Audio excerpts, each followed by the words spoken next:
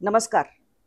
निवडणुका जाहीर होऊन बरेच दिवस झाले असले आणि एकंदरच जागा वाटपाच्या बाबतीत भारतीय जनता पक्षाने जरी देशभरात आपली बाजी मारलेली असली आणि बऱ्याचशा जागांवर 400 पेक्षा अधिक जागांवर उमेदवार जाहीर केलेले असले, तरी महाराष्ट्रामध्ये अजून काही जागा आहेत ज्या महायुतीच्या आहेत.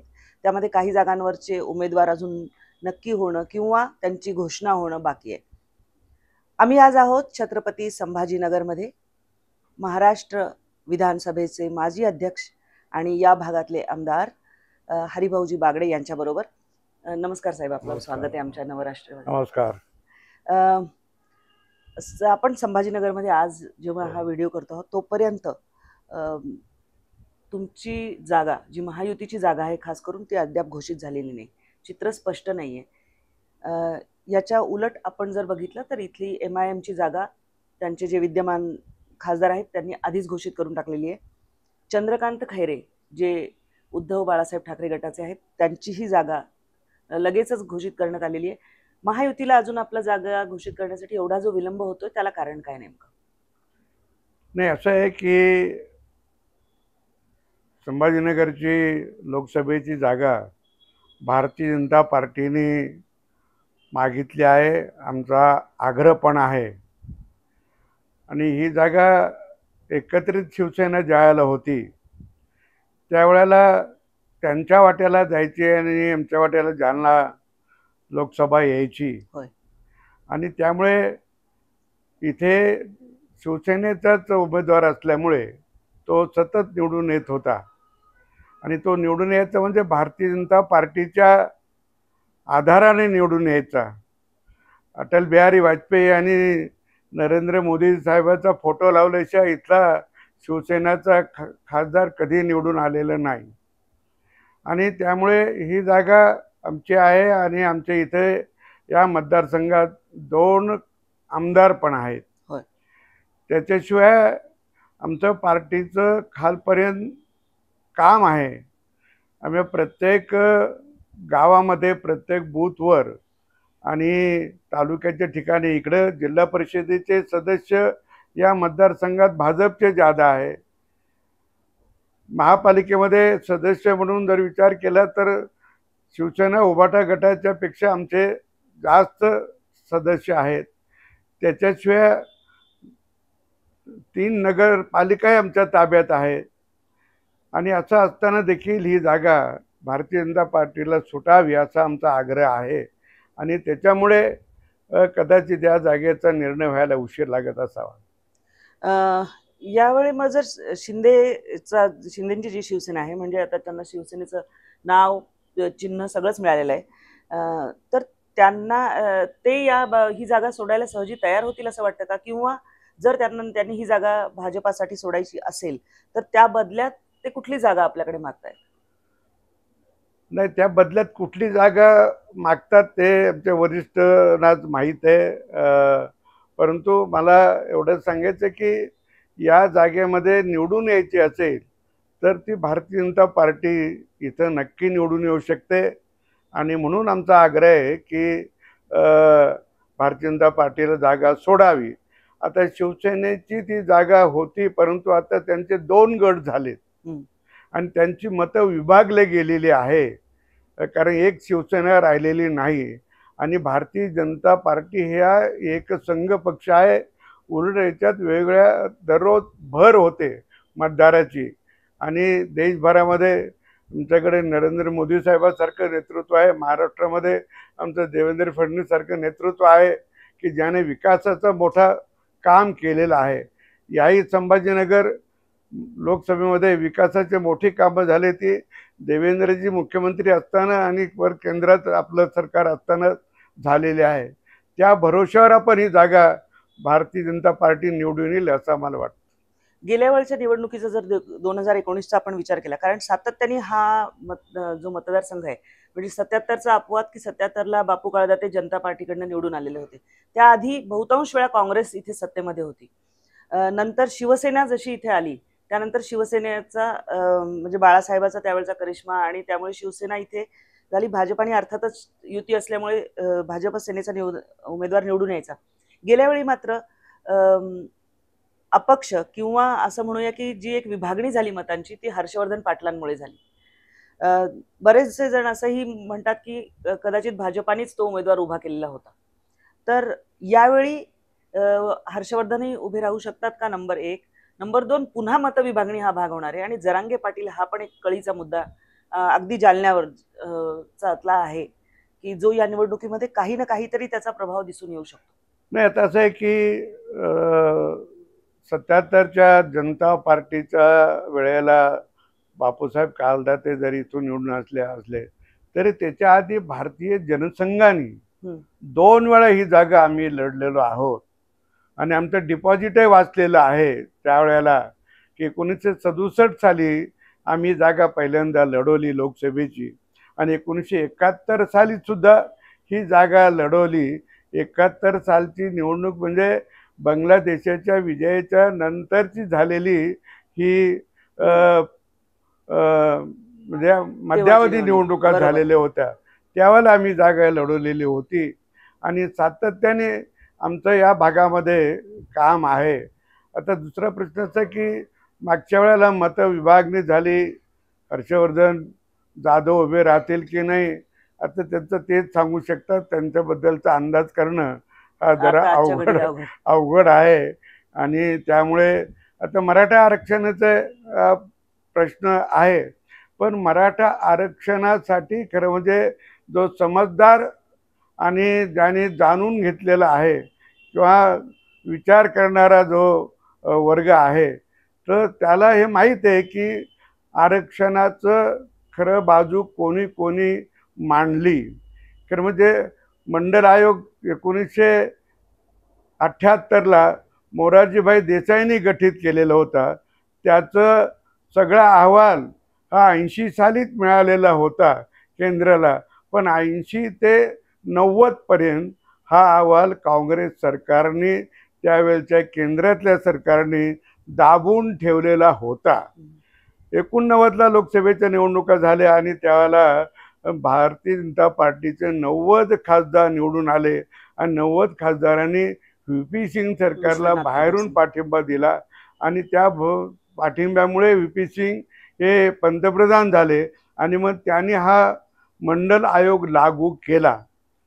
पण त्यावेळेला जरी लागू केला असला तरी महाराष्ट्रामध्ये तो पुरेसा लागू झालेला नव्हता 95 पर्यंत. मधल्या काळामध्ये या अहवालामध्ये काही ओबीसीला अहवाल दिला होता, मराठ्यासाठी 16% शिल्लक राहिले होते. ते सुद्धा त्यावेळेला शरद पवार साहेब हे मुख्यमंत्री असताना ते सुद्धा ओबीसीला देऊन टाकले आणि मग मराठा आरक्षणासाठी काही राहिलेच नव्हतं. पण देवेंद्रजी मुख्यमंत्री असताना आम्ही 12% आरक्षण दिलेलं होतं. हायकोर्टात टिकलं पण सुप्रीम कोर्टात टिकलं नाही, कारण त्यावेळेला देवेंद्रजी मुख्यमंत्री नव्हते, सरकार बदललेलं होतं. त्यामुळे ती नीट बाजू मांडता आली नाही. इतकंच नाही तर हा अहवाल मराठीत होता, त्याचं इंग्रजी भाषांतर सुद्धा त्यावेळेला या सरकारने आघाडी सरकारने करून दिलेलं नसल्यामुळे तिथं आपण हरलोय. आणि म्हणून आता पुन्हा एकनाथरावजी शिंदे साहेब मुख्यमंत्री झाल्यानंतर अजितदादा, देवेंद्रजी आम्ही सगळ्यांनी पुन्हा तो 10% आरक्षण दिलेलं आहे आणि त्याच्यातून आता मराठा समाजाच्या मुलाला नोकऱ्या लागतात, त्याचा फायदा घेतात. मधल्या काळात पुन्हा आरक्षण जे केंद्राने दिलं 10% की ज्याला तो कुठल्या त्याला आरक्षण नव्हतं अशा लोकांसाठी, त्याच्यातही मराठा समाजाच्या अनेक मुलांना नोकऱ्या लागल्या. हे जरी खरं असलं तरी एकंदर जो आपण सूर बघतो आहोत जरांगेंच्या आंदोलनाचा, तर त्यामध्ये कुठे ना कुठेतरी भारतीय जनता पार्टीबद्दल किंवा खास करून देवेंद्र फडणवीस यांच्याबद्दलचा राग त्यांच्या प्रत्येक वक्तव्यामधून बाहेर पडताना आपल्याला दिसतो. आणि MIM ही वंचितपासून सध्या बाजूला झालेली आहे. शेवटच्या घटकेपर्यंत काय होईल, पुन्हा एकत्र येतील का सांगता येणं आता शक्य नाहीये. बरोबर. पण जो जरांगे पाटलांबरोबरचा मराठा समाज किंवा मराठा युवक आहे तो ह्या दोन्ही पक्षांच्या व्यतिरिक्त MIM बरोबर जाऊ शकतो का कुठे? नाही, आता तर तसं काही वाटत नाही. आता देवेंद्रजीच्या बद्दलचा राग जो आहे तो खरं म्हणजे कोणीतरी सांगितल्याने, कोणीतरी टार्गेट केल्याने, कारण आमच्या विरोधकाला हे माहीत आहे की या राज्यामध्ये भारतीय जनता पार्टी कोणामुळे पुढे गेली आणि वाढली आणि लोकांचा विश्वास निर्माण झाला, तो देवेंद्रजीमुळे. आणि मग देवेंद्रजीला येणं केनं मार्गाने त्यांना कसं हे करता येईल, त्यामुळे काही जणांना जाणून बुजून देवेंद्रजीचं नाव घेऊन खरं म्हणजे त्यांना टार्गेट करायचा प्रयत्न या राज्यात चालू आहे. आणि तसं जरी चालू असला तरी मला याचा विश्वास आहे की या निवडणुकीवर म्हणजे भारतीय जनता पार्टी आणि आमची महायुतीचे उमेदवार निवडून यायला काही अडचण येणार नाही. मग आता एक एमएमचा जो मुद्दा होय, आहे होय. की एमएम मागच्या वेळेला जी आली ती एक अपक्ष उमेदवार आणि 2 लाखापेक्षा हो, अधिक 23% अधिक मतं त्यांनी घेतली आणि त्याच्यामुळे एमआयएमला त्यांचा जो काही वंचित बहुजन आघाडीने त्यांना पाठिंबा दिला होता, ती मतं त्यांच्याकडे वर्ग झाल्यामुळे ते 4-5 हजारांनी निवडून आलेले आहे. पण आता वंचित आघाडी त्यांच्याबरोबर जाणार नाही आणि त्यामुळे इथे एमआयएमचाही माणूस निवडून येण्याची शक्यता आता जवळजवळ नाहीच.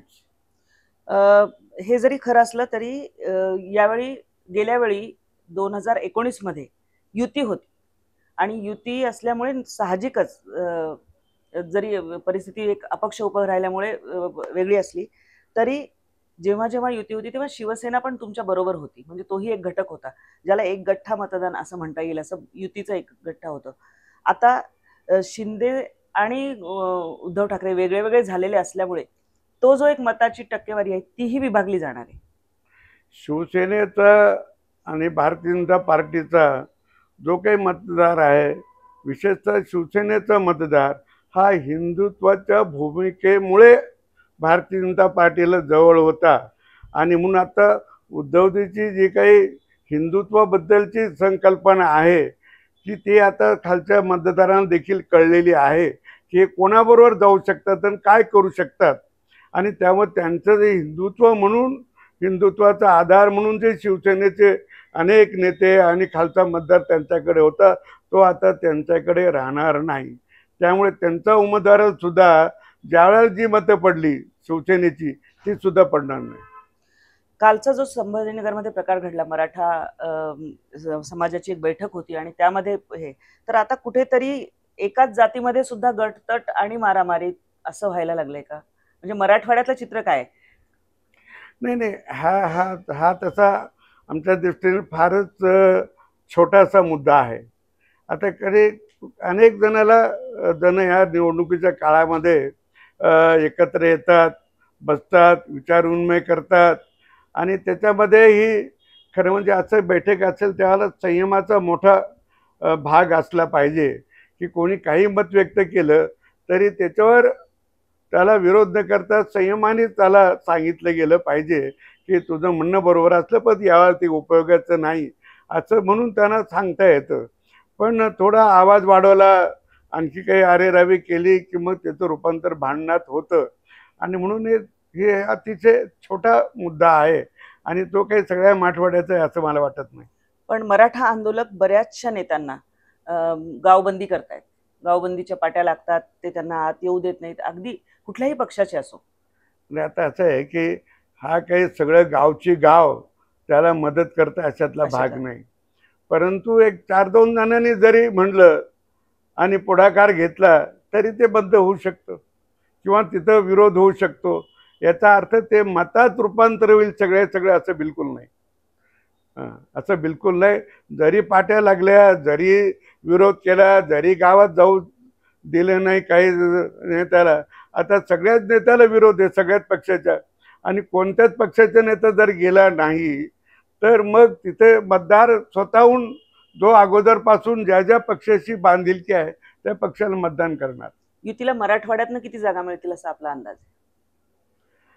नाही, मराठवाड्याच्या तर आम्ही महाआघाडी म्हणून सगळ्याची सगळ्या जागा जिंकू असा अगदी विश्वास वाटतो ठाम? 100%. सत्ताकारण या कार्यक्रमामध्ये आपल्याशी हरिभाऊ बागडे चर्चा करत होते. ते या भागातली परिस्थिती नेमकी काय आहे ते समजावून सांगत होते आपल्याला. त्याच्याबद्दल चर्चा त्यांच्याशी सुरू होती. शेजारचा जो जालन्याचा मतदारसंघ आहे त्यामध्ये रावसाहेब दानवे जे भारतीय जनता पार्टीचे मंत्री आहेत, नेते आहेत, ते उमेदवार आहेत, तिथले निवडणूक लढवत आहेत. आणि त्याच जिल्ह्यामध्ये अंतरवाली सराटीचं जे आंदोलन आहे ते जरांगे पाटलांचं सुरू आहे.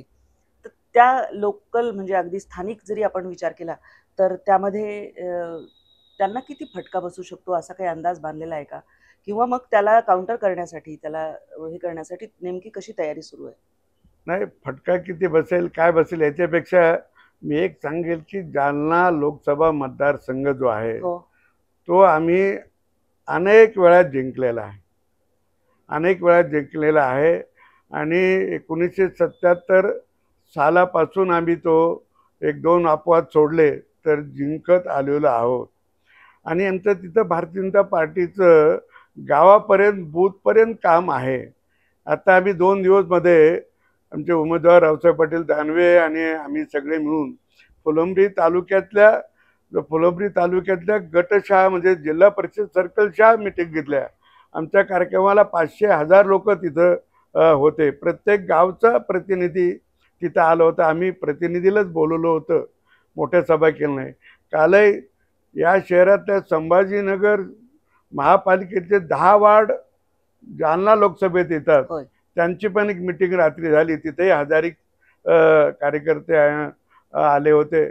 आणि त्यामुळे या मतदारसंघामध्ये भारतीय जनता पार्टीचा महायुतीचा जो उमेदवार आहे महायुतीचा, तर तो निश्चितपणे आमचा निवडून आल्याशिवाय राहणार नाही.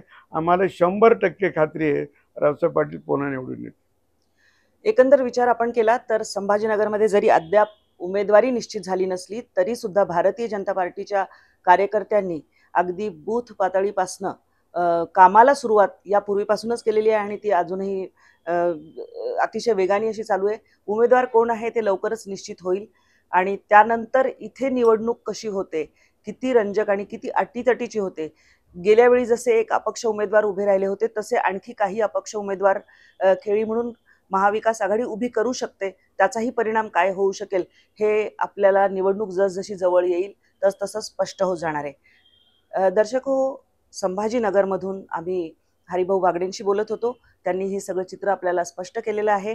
अशा प्रकारच्या मुलाखतींसाठी सत्ता कारण हा आमचा जो विशेष कार्यक्रम निवडणुकीसाठीचा आहे तो आपण निश्चित बघा.